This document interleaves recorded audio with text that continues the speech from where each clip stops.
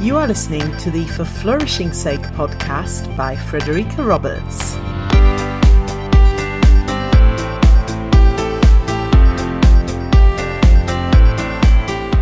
Welcome to episode 16.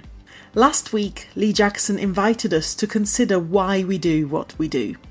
And in this episode, in What is Your Why? Part 2, Lee Jackson shares the story of when he discovered his why. Over to you, Lee. For 14 years, I was a schools worker running a charity, and I had my moment, my big ding moment. You know, when your brain goes ding and you have that kind of moment. Mine was that, and it kept me going. It was really helped me to understand why I did what I do. And it was a young lad called Malcolm. Malcolm was having a really tough time at school. In fact, he was having such a tough time, and he was from such a tough estate in West Yorkshire, that it was actually safer, that the teachers told me that it was safer for him to be in school but not be in lessons than it was for him to be at home. That was the kind of background he was from.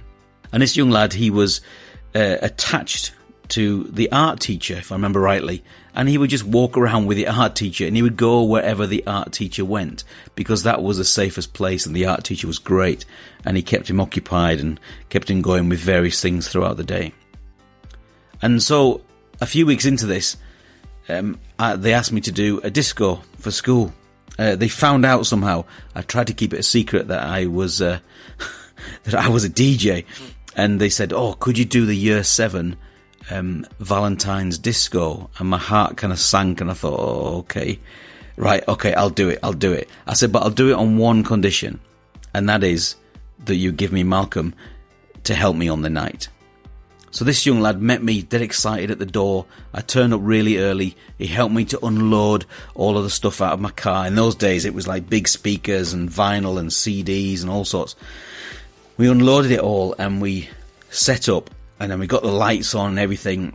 And then he stood next to me, sort of eating endless bags of salt and vinegar crisps and endless kind of cans of Coke. You know, there was no kind of, healthy food stuff going on in those days.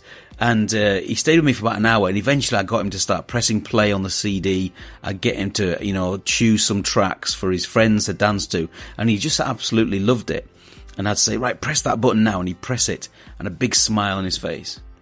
And then the disco was in full flow. It was about half an hour left to go. The music was pumping out. All the kids were having fun and dancing and all that stuff and eating crisps and Coke. And he tapped me on the shoulder. I'll never forget this moment. He tapped me on the shoulder, and he looked at me and he said, "Lee, I wish you were my brother." At that moment, I guess I was in my late 20s at the time. I guess I felt like an older brother or an uncle or something, and I didn't know whether, do I hug him? Do I shake his hand? Do I take him home with me? It was just that moment where I thought, you know what? Just letting him play some CDs for his friends in this cheesy school disco, playing Spice Girls and everything else, I just suddenly had the moment, that's the reason that I do my job. And that little story, that little meeting with that lad who I have no idea where he is now, kept me going for 14 years as a youth and schools worker. Even when that job came to an end, and I still work in schools now, I still think back, and sometimes when I'm with staff, I tell them that story. When I do staff training, I tell that story just to remind them that was the reason why I did my job. So today, maybe reflect and think.